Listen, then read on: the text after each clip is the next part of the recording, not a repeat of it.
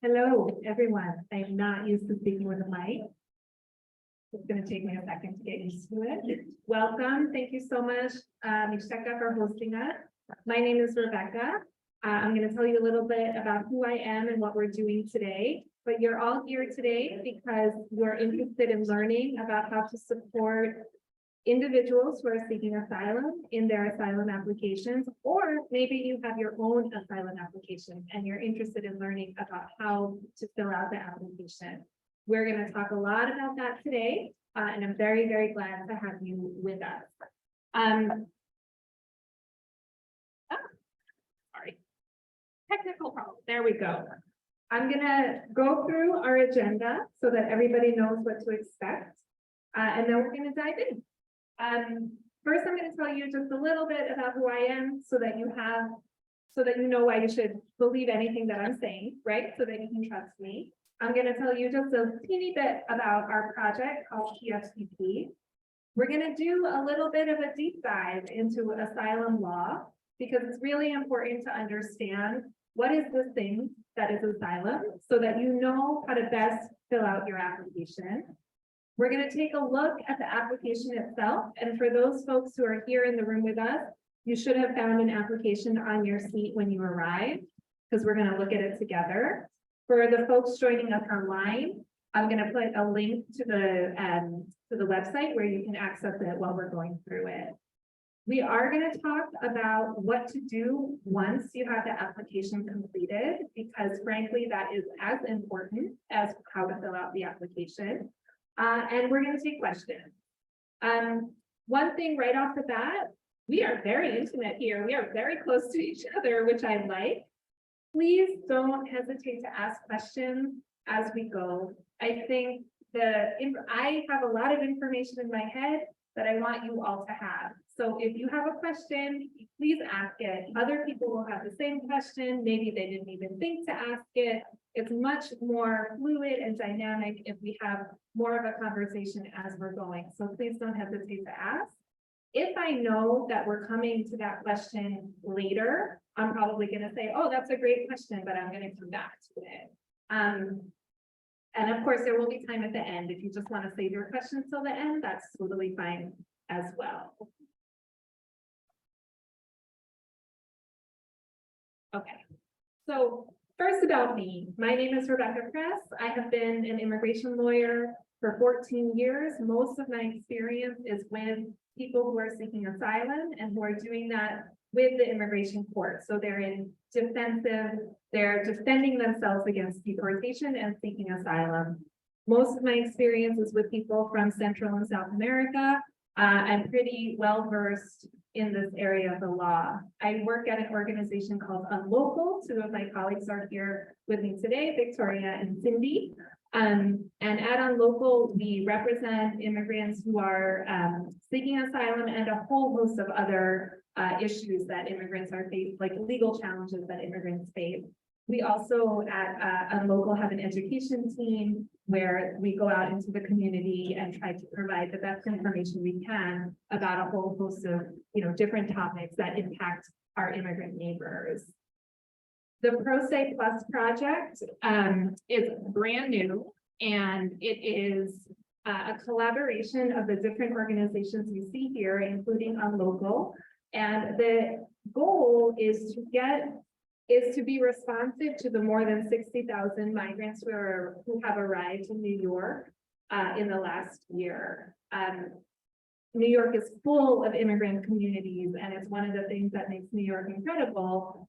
Joining our New York City community are these newly 60,000 people who have arrived recently in the last year. And as a lawyer, as somebody committed to immigration legal services, it has been very difficult to figure out how to properly attend to the needs, right? And so these different organizations came together to try to come up with a program where we can get information to people directly so that they can best advocate for themselves, and not just to people, but also to certain people like you who are supporting this community. How can you better support them, right? And of course, we take cases and directly represent people. So just a little bit about who we are. If you see these other organizations doing this kind of work, you'll know that we're really all doing it together. Okay, so I'm beginning, now we're gonna dive in, get ready. Two things I want to say before we dive in. Number one, this is a lot of information. You're gonna get a lot of information today. I'm trying to do it in a way that is really understandable and breaking it down piece by piece, but it is a lot of information. So if at the end you feel like, oh my God, I feel a little bit overwhelmed, that is totally, totally normal. This is an area of the law that is complicated and takes serious, a lot of study, right? And a lot of practice, but you can totally do it. Okay, it's what you totally can. And I apologize in advance for how much information I'm about to lay on you. But it's really important. And one reason we record it, I hope we're recording, is so that you can go back and look at it later and be like, what did Rebecca say about that? Like, I feel like she said something about that. You can watch the video later. Nobody's expected to leave here having memorized any of this. And the other thing that's related is that asylum law is very complicated. That doesn't mean you can't understand it, right? It just means that there's a lot of nuance to it. Nobody will leave here after 90 minutes suddenly being a total expert on asylum, right? That's not what our goal is today. But the goal is that people leave feeling like, okay, I really know a lot more about this, right? So we're starting with an overview of asylum law because it will help in how you fill out the actual application. Number one, some basics about what is asylum. Asylum is a form of humanitarian protection for people who have already suffered or will suffer persecution in their country of citizenship. It is in and of itself a legal and permanent status. If you are granted asylum, you can have that status for the rest of your life. It is also a path to getting a green card or lawful permanent residency. And once you have a green card, you can be on a path to citizenship. But it is in and of itself a lawful permanent status. Every single person in the whole wide world who is afraid to go back to their country is allowed to apply for asylum if they are in the United States, right? You don't apply for asylum from outside, you apply from within the US. It doesn't matter why you are afraid. You are allowed to say, hey, I'm afraid and I want to seek asylum. That doesn't mean you qualify, right? But everyone who's afraid has the right to ask for it. And once you ask for it, the government must consider your claim, either through the immigration court system or through what's called the asylum office. You have the right for your claim to be heard. All right.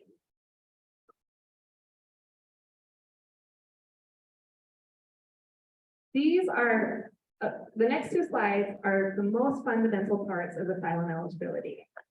First and foremost, you must formally apply for asylum within 1 year of arrival. I think a lot of people know that already, but I want to really stress it. It's not enough to say, hey, I'm thinking about applying for asylum, or express your fear of return to an immigration officer. You have to actually fill out the form and send it to the appropriate office within 1 year of arrival. If you don't, or if you don't help someone do that, they are automatically ineligible for asylum. So we want to do everything we possibly can to make sure that people who want to seek asylum do that within 1 year of arrival. So if you meet with someone and they tell you, oh, I actually entered 11 months and 2 weeks ago, that is an urgent situation and their application needs to be looked at immediately. So number one. Number two, I said in the last slide that people are eligible for asylum if they've already suffered persecution or if they're going to suffer persecution in the future. What is persecution? Persecution is a legal term of art that requires sufficiently serious harm. What does that mean? It means physical or psychological harm that is sufficiently serious. Examples would be physical assault, attacks that involve weapons, sexual assault, death threats often constitute past persecution, but they don't always. What isn't persecution? Persecution isn't something that we would describe as discrimination. or harassment.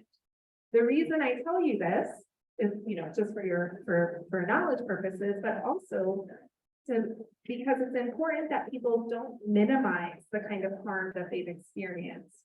If someone describes to you, oh, this was discrimination or this was harassment, those should be sort of key words that you're listening for, and don't use them, right? Don't use those words. Describe the harm in a different way, because we know, we have been told by the legal system that harassment and discrimination are not sufficient to be sufficiently serious to be persecution. You want to describe them in more serious terms.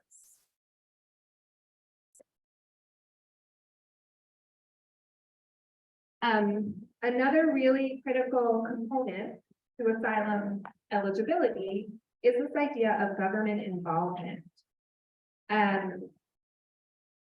Every applicant for asylum has to demonstrate that it was either the government of their country or private actors that the government cannot or will not control who persecuted them or who will persecute them in the future. You have to draw the connection. You have to make the connection between the government and the harm that was already suffered or will be suffered. And people can often do that, even if they were harmed by a private actor. If you ask, well, what do you think that had to do with, like, how do you know that the government couldn't protect you? How do you know that the government would be unwilling to do that? And believe me, people can tell you, they have answers to that question, but you want to think about that as you're talking to folks about their asylum claims. So let's say you get your application done within a year, you have suffered harm that was sufficiently severe, you're able to show a connection, either you were harmed by government actors or private actors that the government won't control. The next step is that you also have to show that all that harm you suffered or will suffer in the future is for a reason protected by asylum law. And this is one of the more complicated areas of the law. There are only 5 characteristics that are protected. And for folks taking notes, we do have the presentation if you'd like to write on that. There are only 5 protected characteristics. What this means is that you have to show a connection between the harm that you suffered or will suffer in the future and one of these 5 reasons.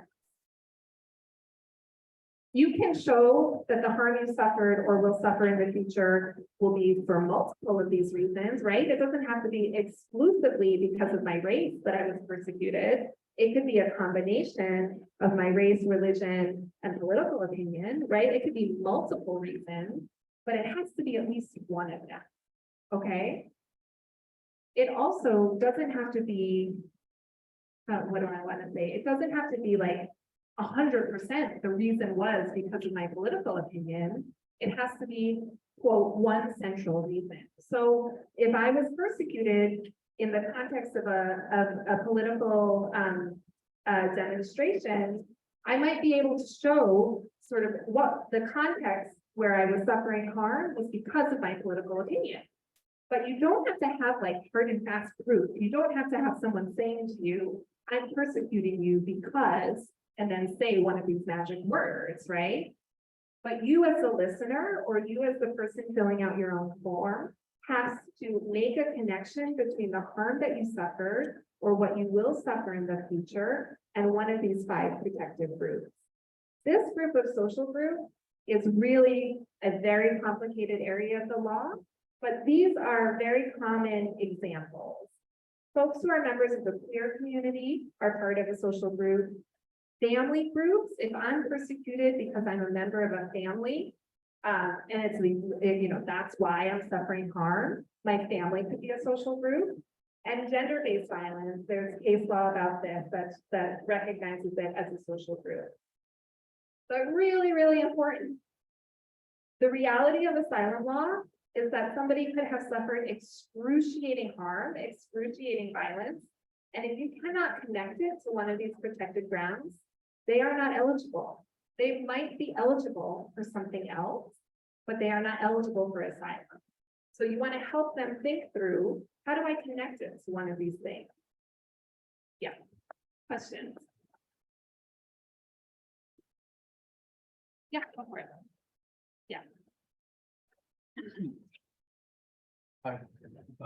Say, we're working with someone who has a claim, which, from what we know of the legal system, probably does not fall under one of these categories. They're only really doing immigrating for economic reasons. Is there a risk in making an asylum application under those circumstances to them, to their status, or to even the people preparing it for them? Thank you. That's a big question. And relates to something we're going to talk about later about like the practice of law if you're or sort of exercising legal judgment if you're when you're not a lawyer or don't have like the otherwise have the expertise. I would say I would relate it back to what I said at the beginning, which is anyone who is afraid for any reason whatsoever has the right to apply for asylum. Whether it's the right decision, what if somebody's already in deportation proceedings because of the process they went through at the border, and so they have to present a defense to the immigration judge, that's a consideration in terms of do I apply or not, right? But that judgment call really is a legal judgment call, right? And if you're helping them fill out the form because they say they want to, that is their decision, right? That's not a decision that you, and forgive me if I'm making assumptions about you, but if you're not a lawyer and don't have the expertise about should you or should you not, that's not something you're going to pass judgment on, right? Yeah. What happens if someone believes that they would be persecuted for one of these reasons, but don't have?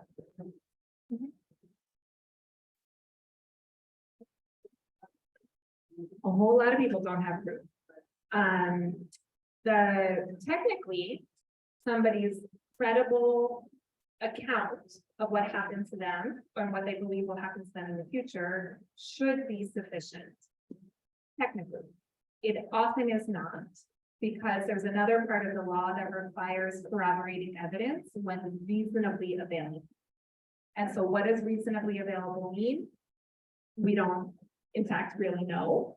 But that is a very different question than how to fill out the form and how to help them comply with the one-year filing deadline and get their process moving, right? But that comes up all the time. I have a lot of clients who have very little proof, and we sort of think through how do we prove their claim. And a lot of it is about credible testing. Okay, I do want to quickly say something about procedure. There are two different kinds of asylum applications.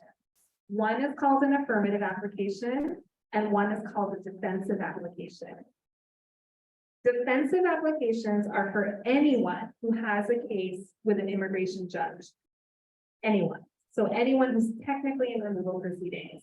And why is it called defensive? Because you are defending yourself against being deported, right?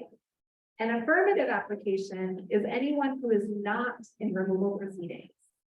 So that could mean I arrive with a tourist visa, but for whatever reason I had a tourist visa and I arrive and I'm here and they allow me to enter lawfully, and I decide I want to apply for asylum. I'm allowed to do that for sure.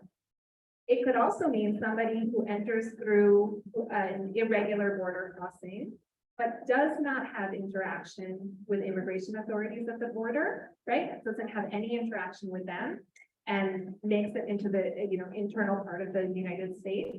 They also can apply for asylum, and it would be affirmative. It can also mean someone who did have interaction with immigration authorities at the border and who was issued a whole host of documentation, and you think they should be in removal proceedings, but they're not.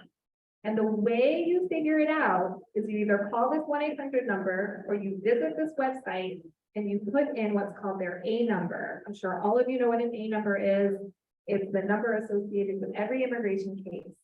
If you go to this website or go to this phone number and put in the A number and it says no information available, that means that person does not technically have a case with the immigration court. And they would be an affirmative applicant. Even if you think they should be defended, right? It's important in terms of process. It's important in terms of where you file your application, which we'll come to later, and how you help people get into like the right path that they're supposed to be on. And also, I'm probably going to be using the words defensive, affirmative, and I want to make sure we're all on the same page. Is either the phone number or the website more up to date? Theoretically, they should be exactly the same. Okay, so before we're gonna spend the next few minutes looking at the actual application, but before we do that, just a couple of key things. For our folks who are with us online, this is the website where you and anyone here can find the application. You always want to check that website because immigration, I'm sorry about the colors, they sort of blend into the background. Immigration often updates forms and you want to use the most recent form that they have. The application is available in many languages. If you Google 589 in Espanol, it will come up, okay? But it must be submitted in English. And I actually really highly recommend that folks first study and fill out the application in their best language. It's available in a lot of languages. Really important that people understand what questions are being asked and the answers that they're writing. It can always be transferred over to the English version. And I know a lot of community supporters can help do that.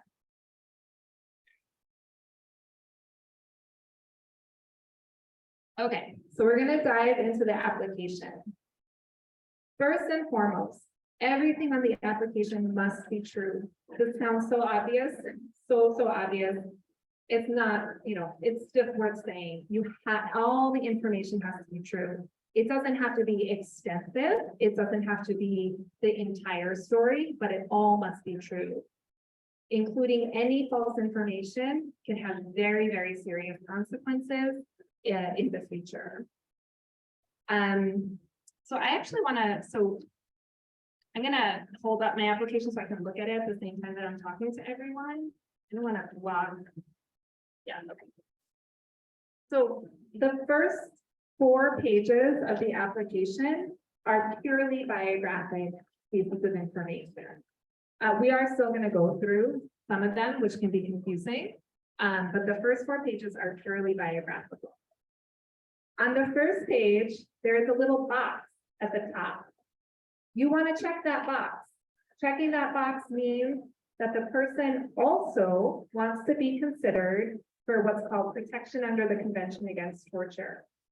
If you don't check that box, they might not be considered for that protection. It's just another form of humanitarian relief, which is a very important form of relief. Like if you can't make that connection to the 5 protected grounds, you still might be eligible for care. So you want to check that box. And sometimes it can be missed. Other names used. This is most relevant for our clients or our community members who are transgender. Unfortunately, if you have not legally changed your name yet, you must use the name given to you at birth. However, you can include your name as, under the what other names have you used. So just wanted to note that. The name listed in part 4, 5, and 6 has to be the legal name. Questions 8 and 9 are about addresses. Some of this seems obvious, but it's worth going over. Question 8 is where somebody physically resides, and question 9 is where they can actually receive mail, because not always the same, right? And the mail is really, really important. So if you want to ask people, are you able to receive mail at this address where you live? And if the answer is no, you want to include a different address.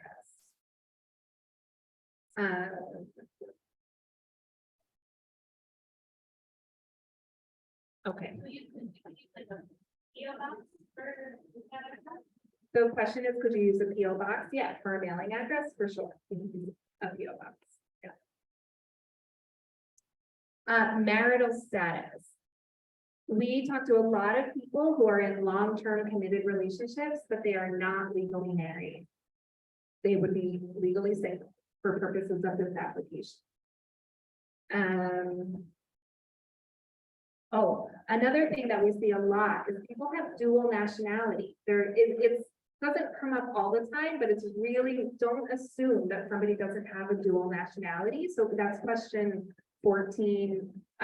You want to ask if somebody is a citizen of another country. This does happen with some frequency. It actually, in New York, shouldn't be too prejudicial to their asylum claim if they are, but just make sure to ask because you want to know. And it can have impact, like legal impact on their actual asylum claim. Question 18, which is, have you ever been in immigration proceedings? Actually, this relates back to what we were talking about, affirmative versus defensive application. The only, where it says, I am now in immigration court proceedings, that is for people who, when you check their A number, something shows up in the system. That 800 number, that website that I pointed to before, if something shows up, they are in active proceedings. If it says no information is found, then I have never been in immigration court proceedings, generally speaking. Question 19, when did you last leave your country? People don't always know the exact date that they actually left their country. It is okay to write the month and the year rather than a specific date. But you need a specific date for their date of entry in the United States. So date of list entry into the US, you don't want to just write month and year. You want a specific date. Hopefully people know that date. If they don't, we can help them walk back in time. How long did your trip take? How long were you in Mexico? Just sort of help get them thinking about when they actually entered. Often folks who have had interaction with the immigration authorities at the border, the immigration authorities have confiscated their passport. So hopefully they have a photo of it. If they do, you can include that information just based on the photo.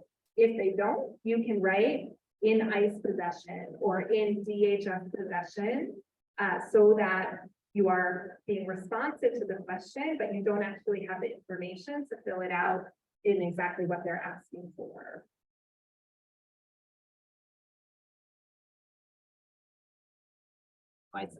Good to have from that. Great. So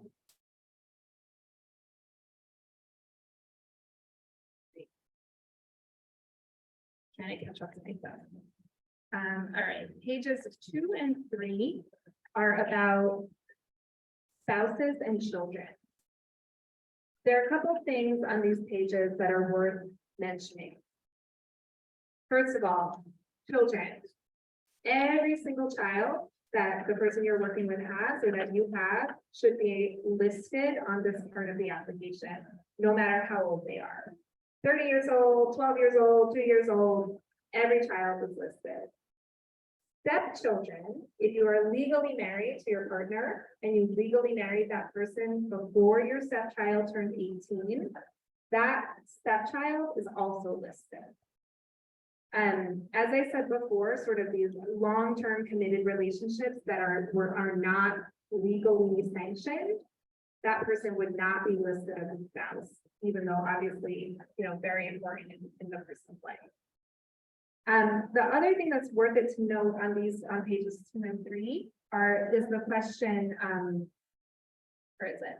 If in the US, is this person to be included in the application? It's right at the bottom of each section.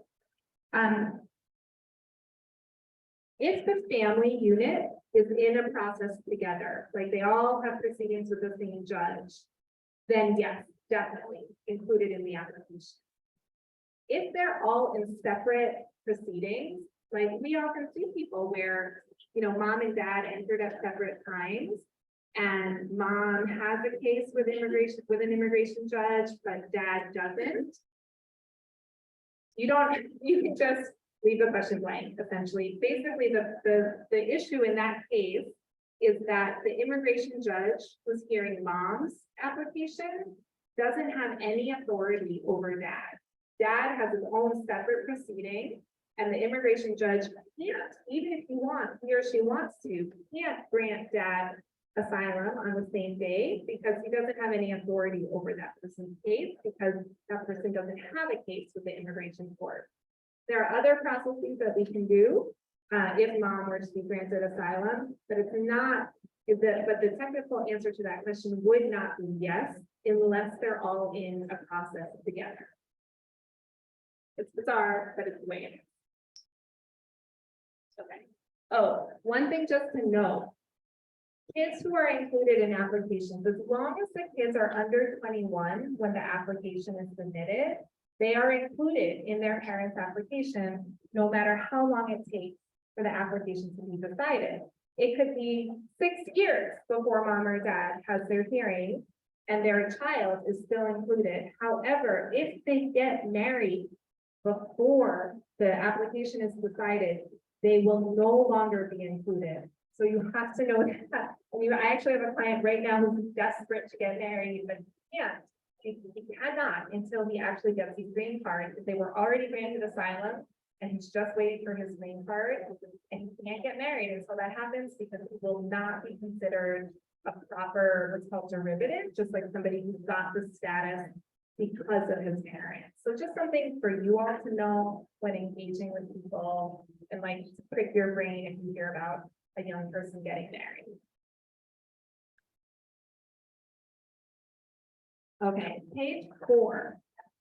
Page 4 is a bit of a beast of a page. It looks like this, and it's address, school, employment, and other biographic information history. It's a little bit of a beast of a page. I would recommend not being afraid to ask people to take a stab at this themselves. Especially if you have the application in their best language. You're going to go over the information with them, of course, to make sure that it's all accurate. But this page is also a fantastic way of getting to know people better, right? Oh, tell me about that school you studied in. How old were you when you graduated? But it's just a great way to dive into people's histories. And you do want to get to know people as you're helping them do their application. It also, as you get to know people, as you're hearing people's histories, you might notice something that maybe doesn't make complete sense to you. Like, oh, that thing that happened to you was in 2020, but I know the pandemic started then, and then you moved to this other place. Like, you just want to make sure that like the days and the places all match up with the history that you're understanding. And it almost always does, right? But you want to just be able to explore that with them a little bit. Like, how is it that this thing happened to you in 2020 and then you moved to this other place? Like, let's talk about that a little bit. Just so that, because if you have that question, the judge is going to have that question, the prosecutor is going to have that question. You want to help them think through how to explain their history in a way that is compelling and credible, right? But I really do recommend asking people to take a stab at this to the extent possible, right? Of course, not everyone can. There's nothing really too scientific or difficult about this page. One thing I do want to note is that there's not enough space. You might be like, well, I can't fit the whole name of the school or the name of the address. I don't know the name of the address of my employer. That's okay. You can put abbreviations. Many universities, many schools have abbreviations. You can put that. If you don't know the full address of the employer, you can say Queens, New York. You don't have to put the full address. That's okay. And I think sometimes people just need to be told that that's okay. It's not gonna come back to bite anyone. What about the dates? If you don't have a specific date, is it better to put none?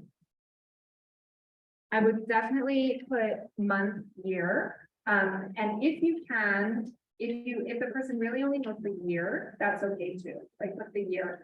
When you fill this form out, if you were to download it from the USCIS website and try to fill it out, it won't let you just put a year. If you put it in 2001, for example, and then move to the next tab, it would say January 1st, 2001. So it's the kind of thing where you have to print it out and then write in the year instead of doing it on the computer. Some chronology is better than none. But certainly don't put in an exact date or even the month if the individual doesn't really know.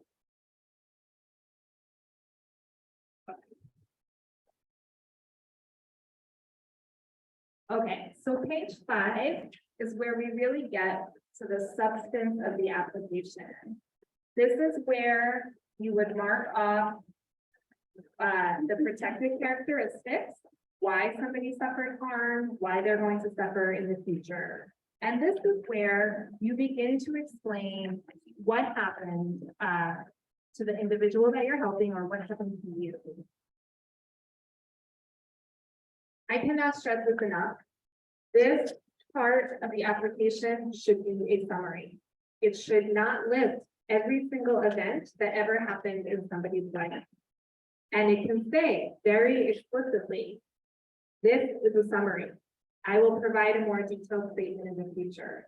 I'm going to talk about why I believe so strongly in that. This is how I do my own applications with my own clients. It is a summary. You do want to summarize the most serious incidents that happen. So you are getting to know people very well. You are talking to them. You are understanding what happened, what led them to leave their country. And you want to understand what they consider to be the most serious incident. But then you want to help them summarize it. I feel like a lot of what we're doing is helping people write. It's not even helping people make legal decisions. It's understanding the global, the global details of what happened, and then helping them reduce it into a summary, which is still compelling and still somewhat detailed, but not overly detailed. We're going to talk more about why we should write just a summary. Okay. So some specific recommendations. Basically, it's avoiding being too detailed. Avoid dates, colors, quantities. These things can be important. These things can be developed in testimony. They do not have to be written into the asylum application. This is a very simple example. On March 3rd, 2022, 4 people in a green van followed me. Instead of that, you write in early March 2022, some people in a vehicle. I took out the exact date. I took out the number of people. I took out the kind of vehicle, but I still know more or less when it happened. I still know that it was more than one person, and I know that they were in some sort of vehicle. So you have a picture in your mind about what happened, but you don't have these very specific details, and you're not locking the person into these very specific details. Just some other general pieces of advice. You always want to ask, did anything else happen? Did anything else happen? Is there anything that we haven't talked about that were you harmed for any reason that we haven't talked about already? I also want you to know that always details are missing. Always. I have been doing this for a long time, and almost 100% of the time, I learn something new a week before the trial, right? It happens all the time. So expect that and be comfortable with it. It's part, people have gone through a lot, right? And so it's not easy to remember everything. It's not easy to share with someone everything that's happened to you, and people don't always do it. So just be comfortable with the fact that you're not going to get every single piece of information. And even if you do, you're not going to write it all down on their application.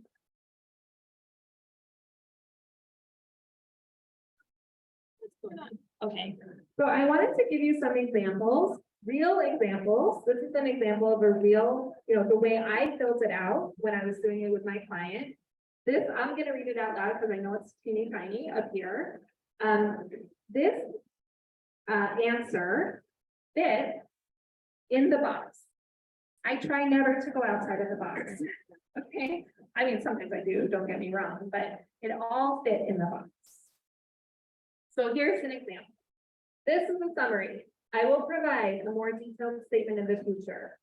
I was a member of the opposition political party X for many years. I regularly attended meetings and supported the party in many ways, including going to marches, participating in conversations about what different sectors needed, helping in elections, parentheses, not an exhaustive list. In November of 2021, we had elections. That day, members of the colectivos, which are opposition or government-backed paramilitary groups, approached us at the polling location and started shooting at us with automatic weapons. Multiple people were killed and many more were kidnapped. They told me they were going to kill me. They knew who I was, that I am an opponent to the government. And then it continues with what happened the next morning. That, in my opinion, is a sufficient level of detail to describe why my client fled the country. It includes this very, very clearly, the very first thing I say is this is the summary, and we're going to give more details later. But it is sufficient level of detail for purposes of the form. You can be even less detailed. I have some colleagues who religiously write 2 or 3 sentences and who do not write any more than that. Some other examples. This is a brief summary. I will provide a more detailed statement in the future. I suffered several acts of physical and psychological violence and death threats by X group.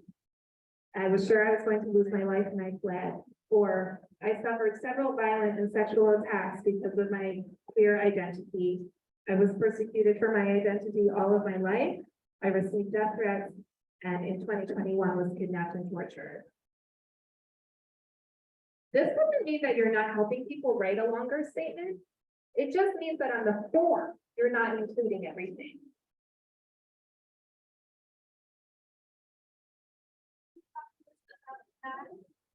Might want to help folks write a longer statement and keep it in their file. So the question was, can you talk to us about that? We might want to help folks write a longer statement and keep it in their files. Yes, and I don't know. I think if someone has the benefit of your assistance and they are sharing things with you about their case, it is worthwhile to type it up for them so that they have it and that it might be useful to them in the future. But I'm not suggesting you have to do that. I do think the more you know about someone, the better able you are to help them summarize. It's actually harder to summarize without knowing the whole story, because you don't know what you're leaving out if you don't know the whole story. And people will later need a more detailed declaration, whether they have representation or not. So I think it is almost always helpful to someone to have it written down and for use in the future. So the couple of examples that I showed you, I just want to sort of hone in the points a little bit. The questions that we answer when summarizing what happened will all relate back to the legal requirements of asylum, right? Who caused the harm? In the first example, we talked about government-funded armed groups called colectivos, right? What harm happened? Physical harm, death threats, kidnapping. What motivated the persecutors? In the first example, it was pretty clear, right? There were elections happening and they came because they thought that those folks were in opposition to the government.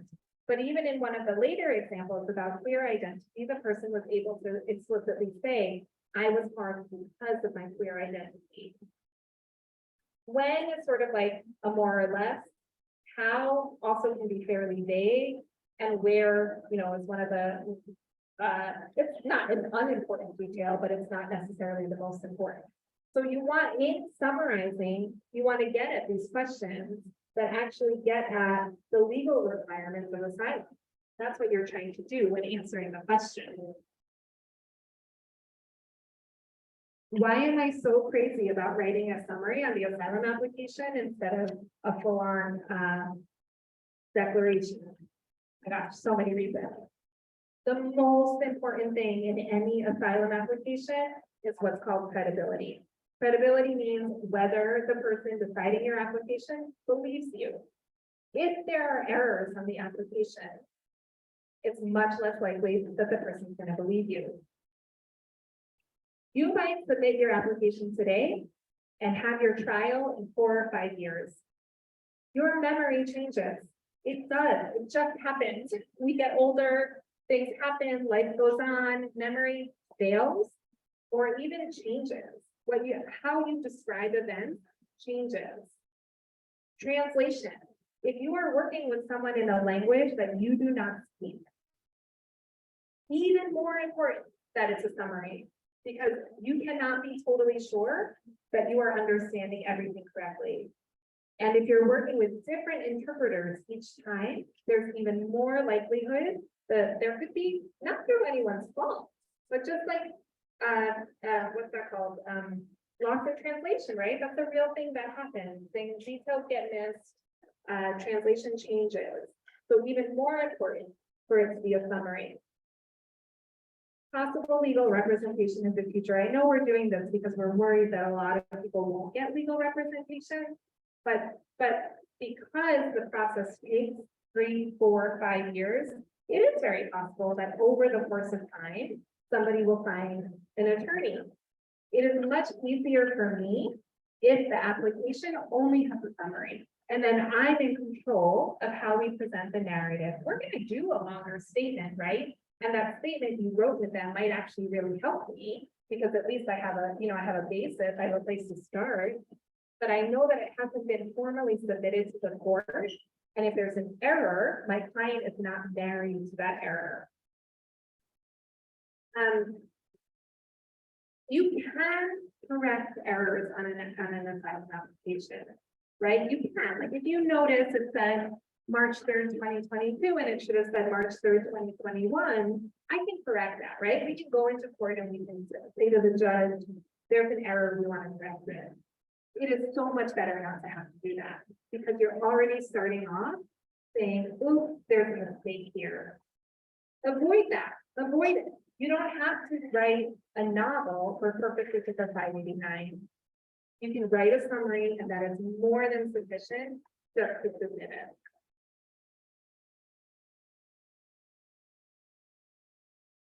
And as I said before, like you can definitely help somebody write a statement without actually submitting it. There we go. Oh, I did want to, I'm sorry, I forgot to add a couple of things to the presentation, but there are a couple of like other things in the actual form that I wanted to note before we get to the administrative process. Pages 6, 7, 8 are fairly self-explanatory, but there were 2 that I wanted to note. On page 6, question 4, are you afraid of being subjected to torture? That question gets back to that little box that we checked at the beginning, the protection under the Convention Against Torture.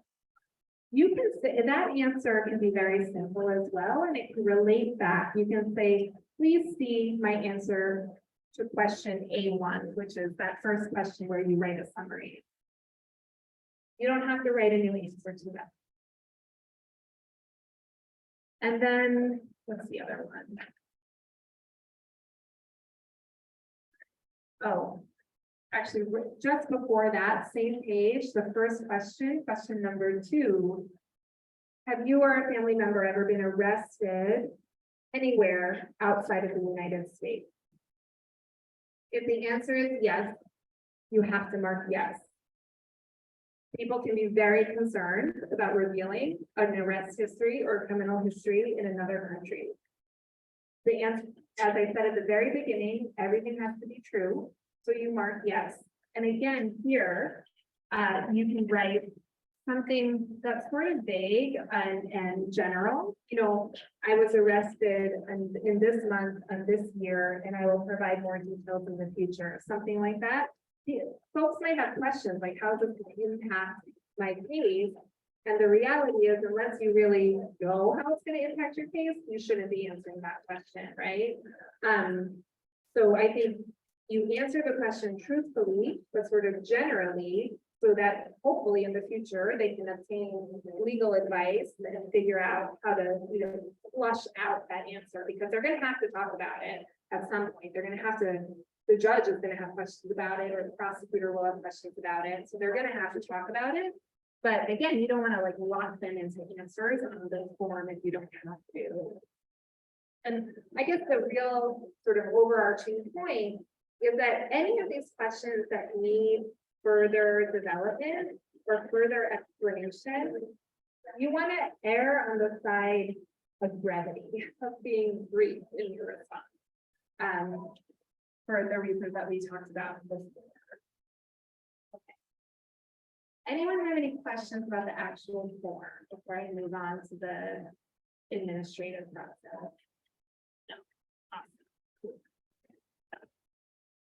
Okay, we're already there. Amazing.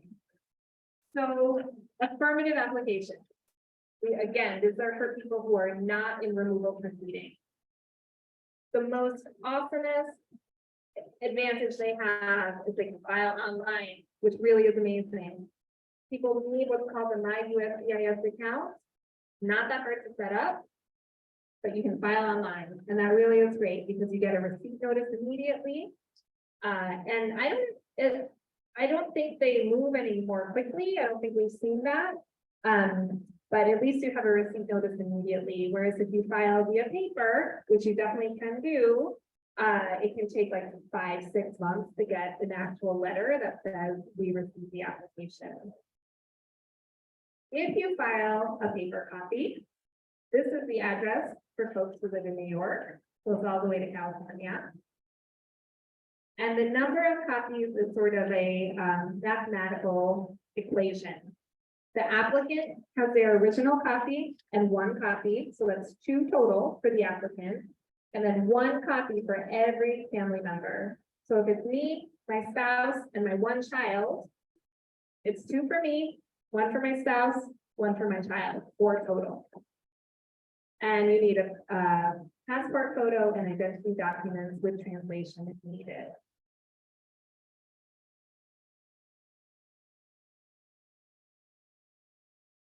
Okay. The defensive applications, so people who have a case with immigration court, you file the application in the court with jurisdiction. What does that mean? That means if I live in New York, but I have to appear in San Antonio is the court where I have to file it. I can ask San Antonio to move my case to New York for sure, and I should definitely be doing that. But they don't do it automatically, and they don't do it just because I tell them that I now live in New York.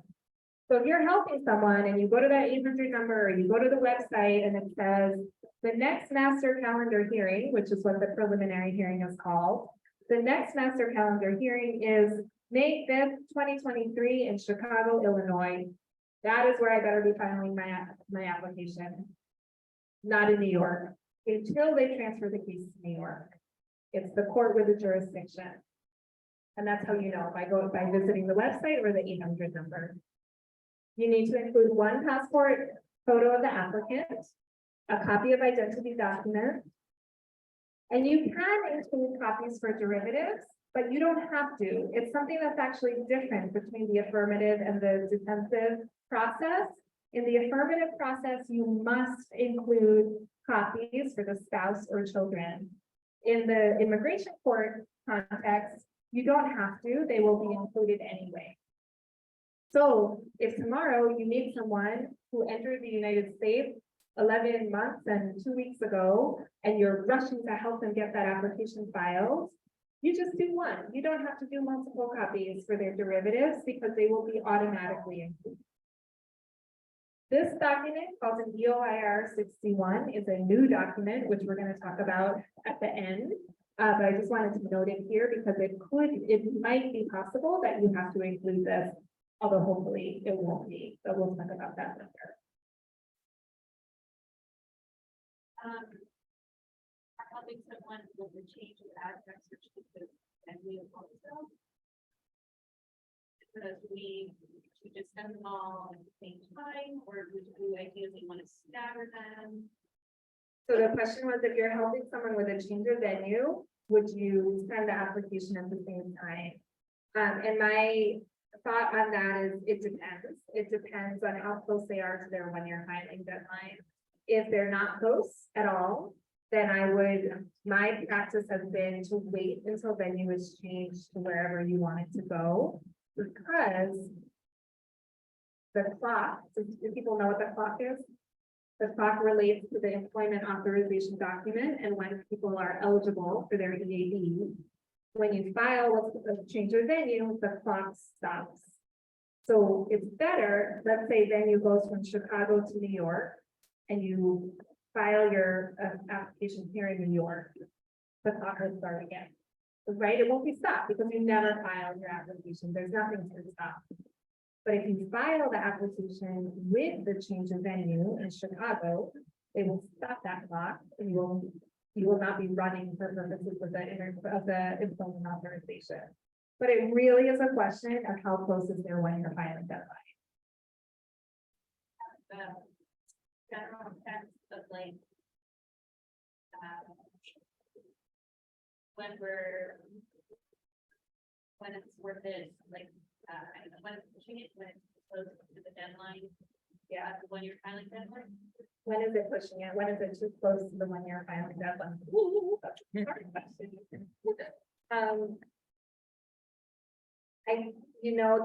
That is a sort of local practitioner question, because I'm just gonna keep going with the example of Chicago. If we knew in Chicago, they change venue very quickly, right? Like, oh, they get it, and then within a week, they say, yes, we're changing it to New York.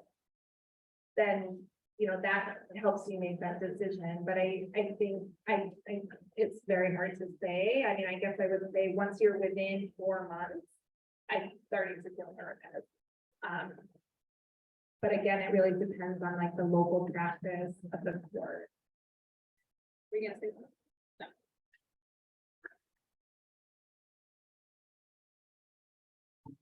No. Okay, the other thing that's different about affirmative and defensive applications. In an affirmative case, you mail off the application or you file it online, and immigration, USCIS, will send number 1, a receipt notice, and number 2, a biometrics appointment. Biometrics is a fingerprint appointment. When you are in immigration court proceedings, it is your burden to request your own fingerprint appointment.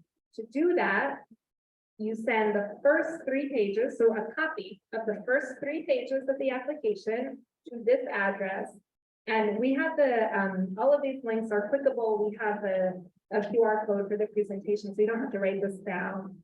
But you send a copy of the first 3 pages to this address with instructions. If I had a clickable, I would show you the instructions, but basically it's just instructions. And they will send you a fingerprint appointment. If you don't do this, you will not get a fingerprint appointment. And even sometimes when you do, you won't get a fingerprint appointment. It's really sort of a disastrous part of the process, but you must do this. If you don't, the immigration judge can say that you have abandoned your application because you didn't comply with one of the most basic requirements. So if you're helping somebody who has an immigration court proceeding, this is one of the key parts that you can help them. When you send to Nebraska, do you have to send proof that you have filed already? Like the pages have to be stamped? So the question was, when you send to Nebraska, do you have to have proof that you filed your application already? No, you don't. There was a long period of time where people were not getting immigration court hearings quick, like even within 2 or 3 years. And what we would do is file the first 3 pages to Nebraska as a way to show that we tried to file within 1 year. So no, you don't have to wait for that.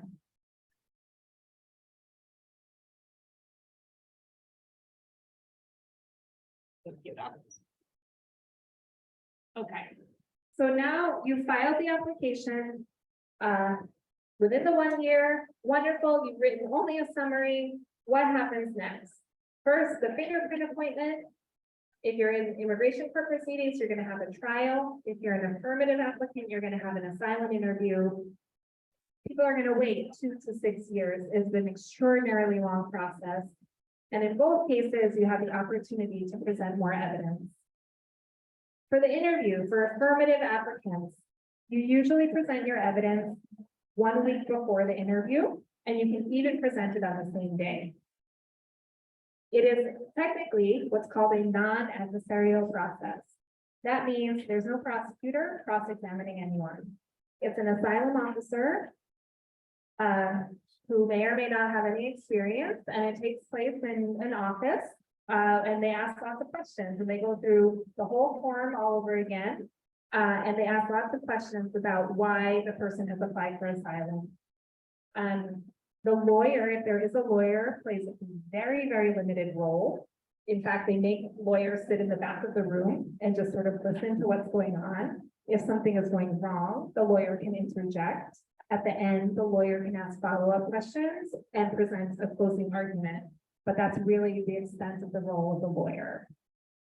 Hopefully, you get a decision within, in the old days, it used to be within 2 weeks. Now it's more 4 months about that. The trial, evidence is usually presented 15 to 30 days before the trial, and that depends on the judge entirely. The judge decides if the applicant qualifies, and it is an adversarial process. It's a trial. The lawyer representing the person first takes testimony from their client. The prosecutor cross-examines the client, and the judge can ask questions too. There's of course an opportunity to present legal arguments. And the idea is that the judge makes a decision on the same day. That doesn't always happen. If you lose, if you are not granted asylum, or if you are granted asylum, but the government thinks you shouldn't have been, both sides have the right to appeal. So there can be an appeals process. But it's quite a lengthy process, and tomorrow I have a trial for someone who's been waiting 5 years for his trial. So it really does take a very, very long time.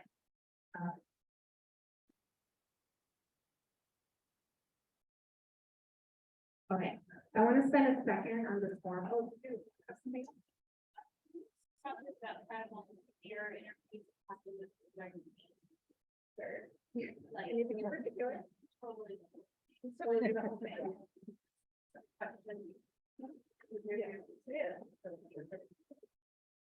I also have a question on credible fear interviews, more so if we know someone went through one and potentially gave statements related to their asylum claim. I guess it's probably dependent on timing with the 1-year deadline, but I'm curious when it's important to get those documents to make sure it matches whatever we're putting on the form.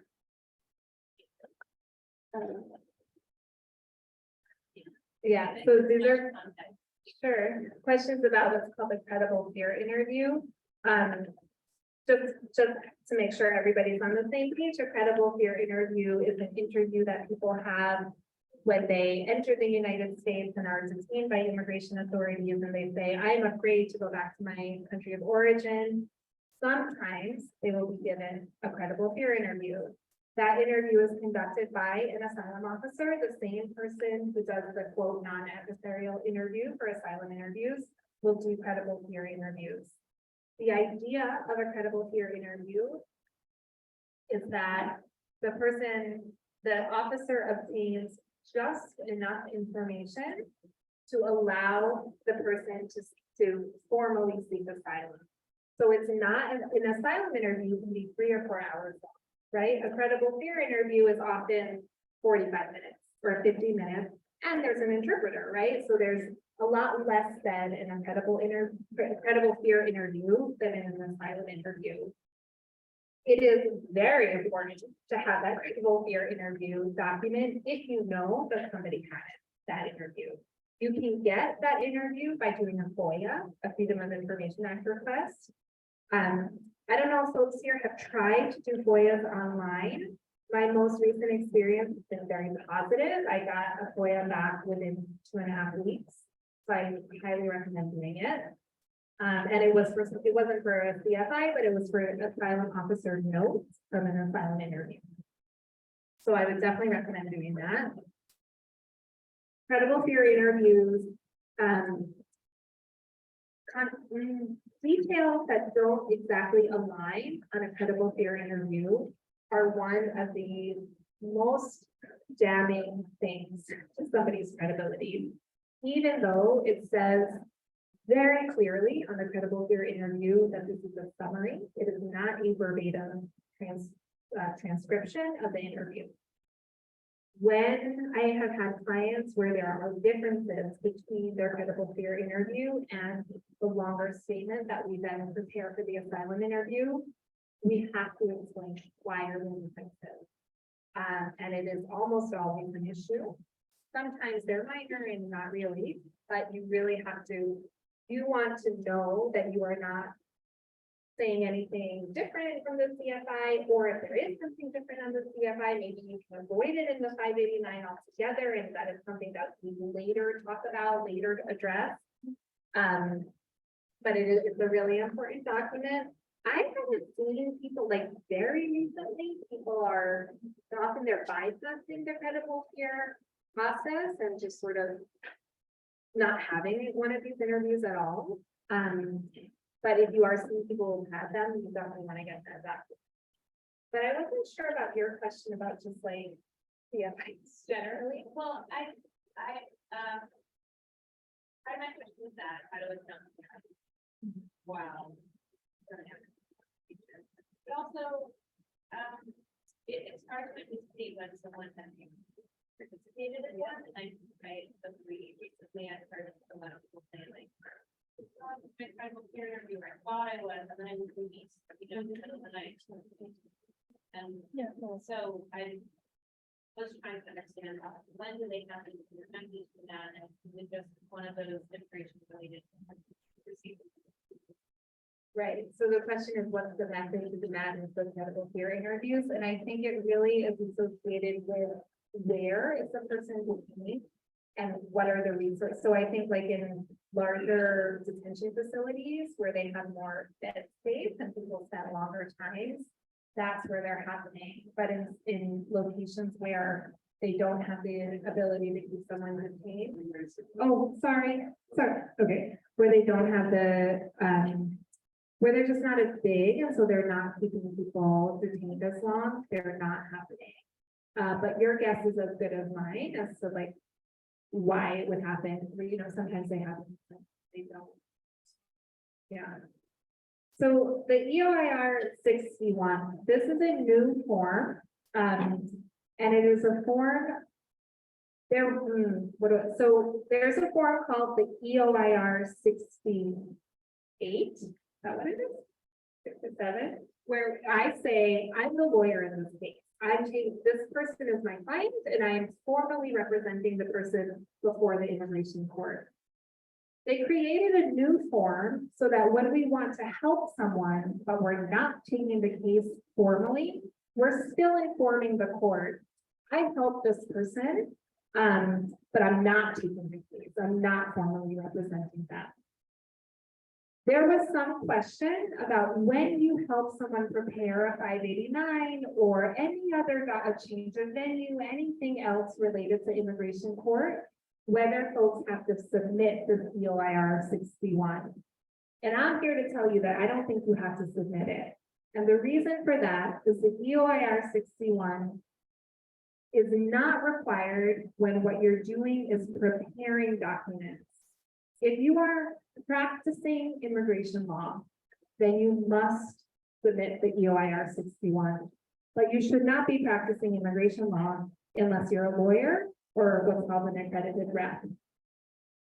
So if you are not practicing law, meaning if you are not exercising professional judgment to provide legal advice or legal services, if you are preparing forms, you don't need to include this form.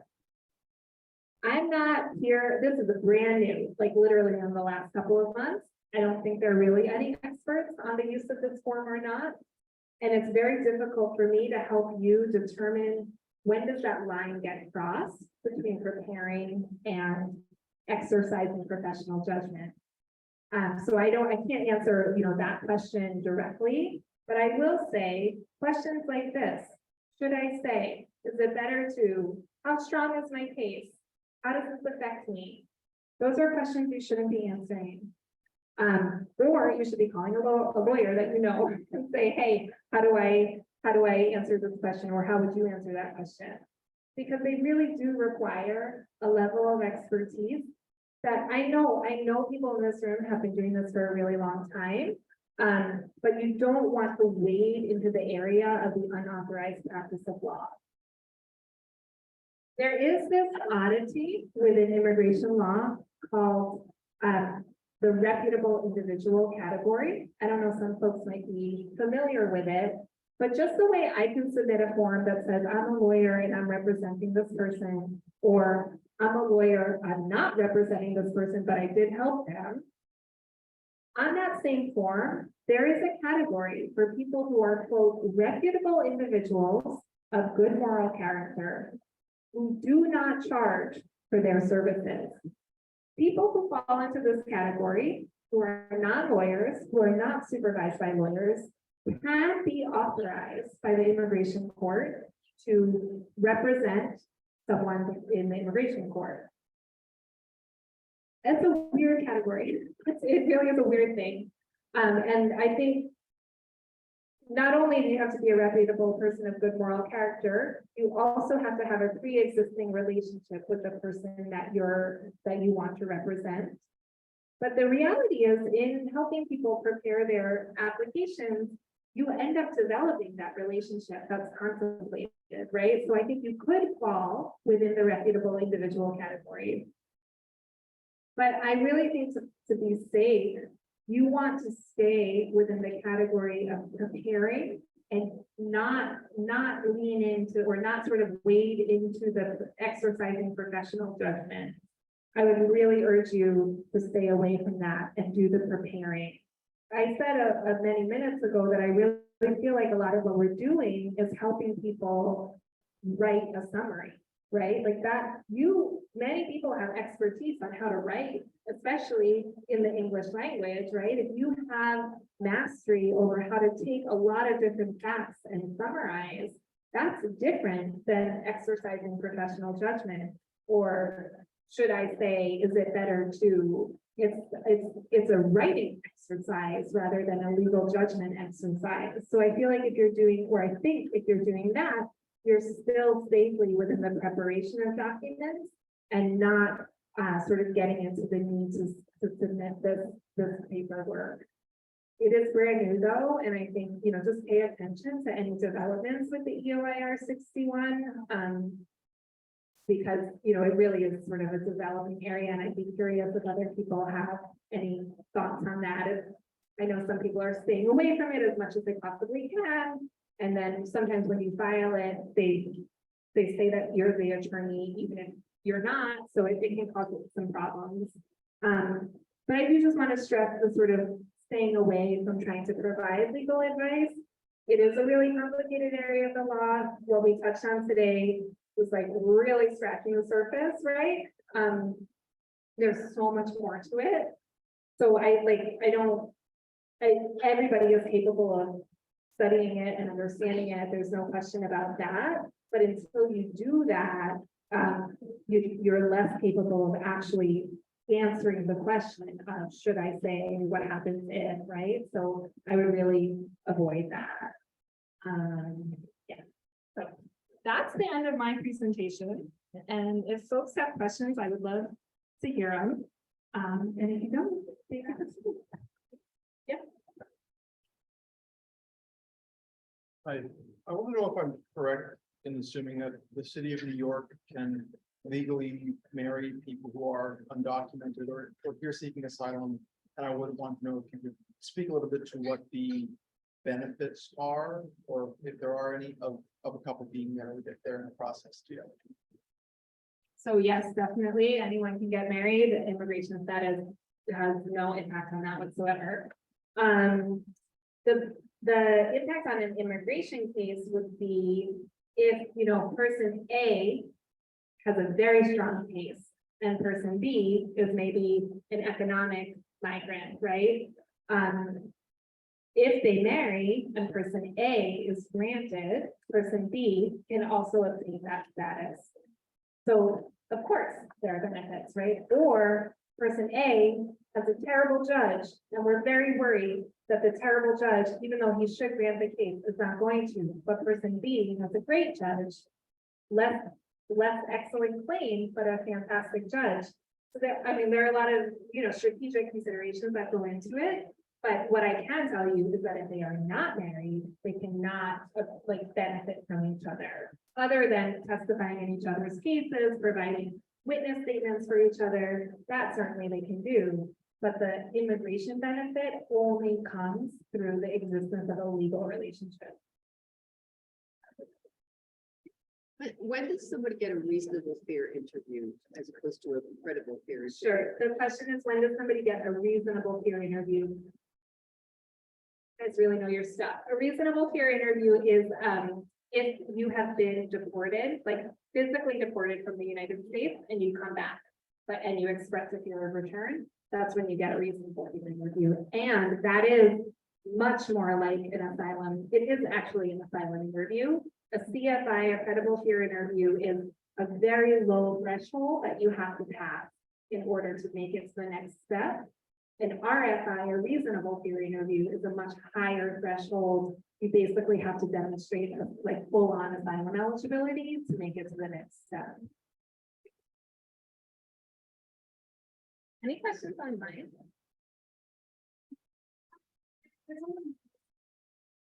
Oh, yeah.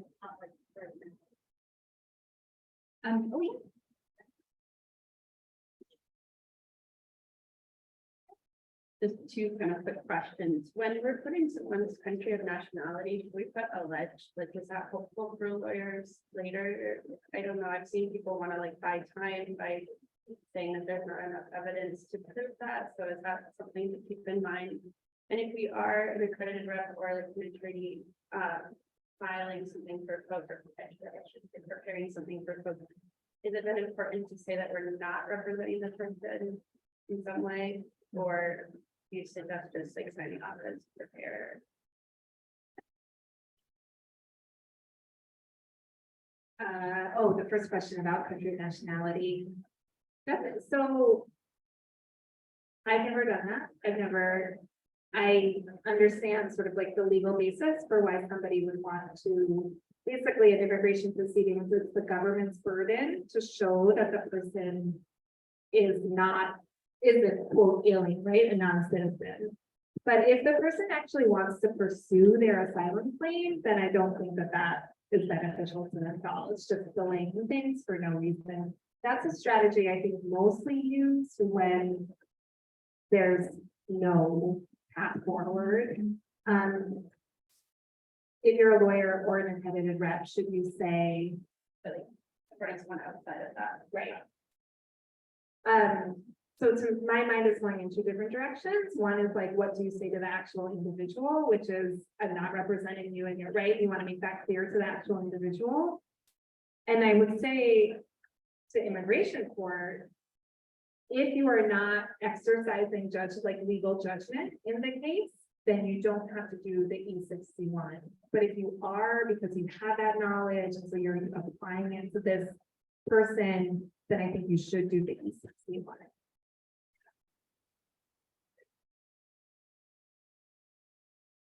First of all, thank you so much for that amazing amount of information. As somebody very new to this, I'm just wondering if there are different levels that we could go to where if we get involved and there may be some confusion without always going to the immigration lawyers who are so stretched. But any kind of, I don't know, in any way to support those of us in the community who are trying to advance this. Yeah, I mean, I feel like that's what we're trying to do, right? I would say, just moving, just sort of revisit the mantra of a summary, when in doubt, the brief in a response. I don't have a great answer to that question. I'm sorry. I mean, you can always call me. I don't have a great answer to that one. I don't know if anybody else does. I mean, I think the more you do it, the more comfortable you become, and you also, the bigger your network becomes of who to ask. I think that the worry about not wanting to make mistakes in an application, 'cause I already had, a family saying they were worried about that, so they wanted to go right away to a lawyer. Right, so how to sort of combat the worry about not making mistakes. I think that's a lot about like. What I always tell my clients before a trial is don't forget that you are the person in the room who knows the most about your own case. So if somebody has the application in their best language, I mean, you can remind them of that. You're not, there aren't many trick questions. There are some trick questions on the application, but not many. And I think the trick questions are just about, the who, what, when, why, how, or like sort of relating it back to asylum law. But I mean, it's another reason to only write a summary, because if you write a summary that says, this is the summary, they can even say, I prepared this on my own without a lawyer. That will communicate to the judge or whoever is reviewing it. Oh, there's probably a lot of information missing here. And, a couple of sentences about, I felt my life was really in danger and I had to leave. That as a pro se or somebody who's unrepresented individual, that really can be enough. But really just sort of reminding people, you in fact are the expert. I'm not an expert, you are. You have the information and you know how to answer some questions. Yeah.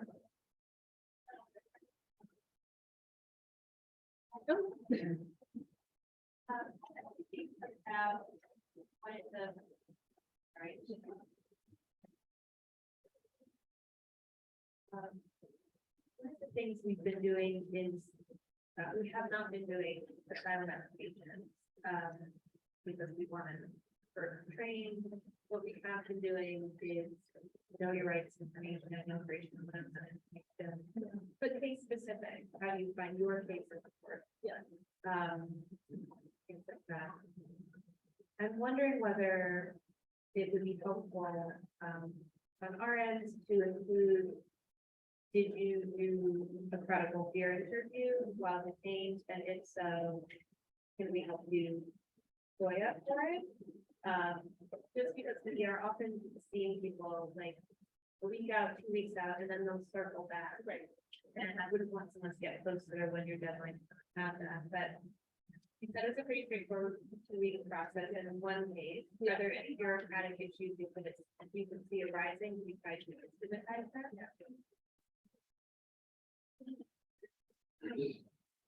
I say it's always great to help people do FOIA. That's amazing. If you can help people do that. Yeah, I mean, it was it's not just me who had that experience. Somebody else in my office got a FOIA back in 3 weeks when she did it online. So it's a USCIS FOIA, which is actually where the CFI would live. You can FOIA all the agencies, right? You can FOIA ICE, CBP, and USCIS. As far as I know, USCIS is the one that has the online possibility, so that's where I would start. The USCIS is a mess, but for some reason, the online FOIA seems to be working.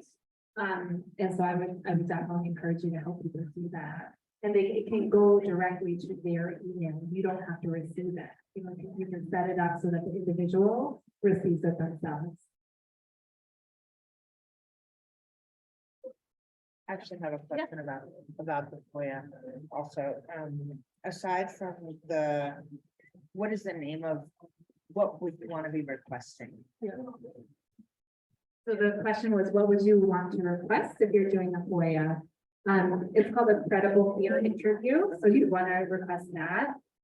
You could request asylum officer notes and see what comes up. But really what you can request is the entire file. That's what you want. Because then you get everything that they have.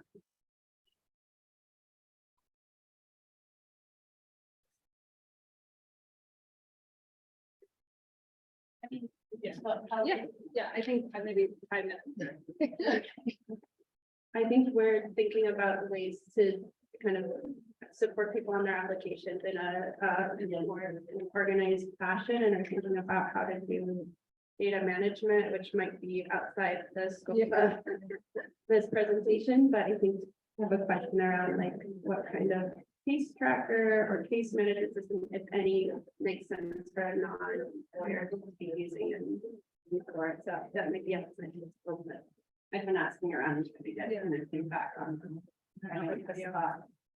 And if there's any documents that, like personal documents of individuals that will definitely not be big. You know, we're probably not gonna be clean that or hacked or whatever, but should we, there's certain things that aren't the case. The follow-up was, are there any documents that could harm someone's behavior if you did hold on to that? The only thing I really have nothing to say about case management, except that something like Google, like a Google spreadsheet, we have a lot of conversations about this at our office because they're so easy, but they're really not private. So anything that has identifying information, you don't want to use a Google Doc or a Google spreadsheet for that. It sucks because it's free, and I don't know what the alternative is to that.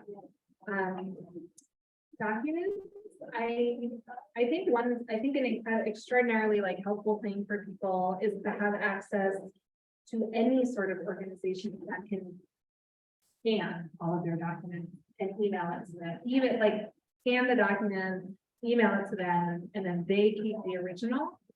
But maybe you have like a Dropbox file on each person or something like that. And then they have, in the event that they lose, we know a lot of people are residing in New York City residents, in New York City shelters. It's very possible that they'll lose documents, even if they have stable housing, people lose documents all the time. So if they had an electronic file of their documents, I think that's incredibly valuable. That doesn't really answer your question about, are there documents? I can't imagine what documents they might have that could be harmful in a way that's not already harmful to them.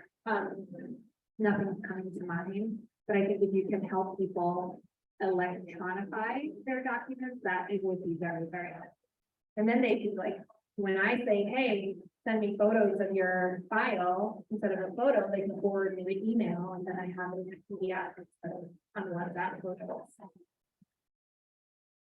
There's a question online that's, if someone isn't in the EOR system, is there a risk of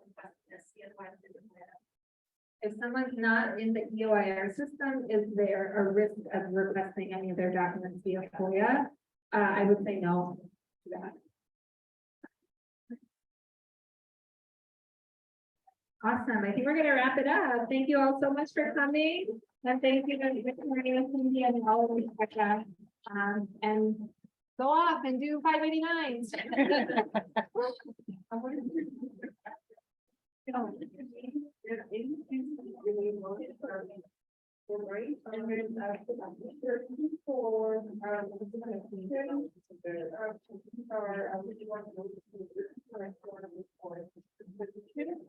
And we welcome you to enter on the survey.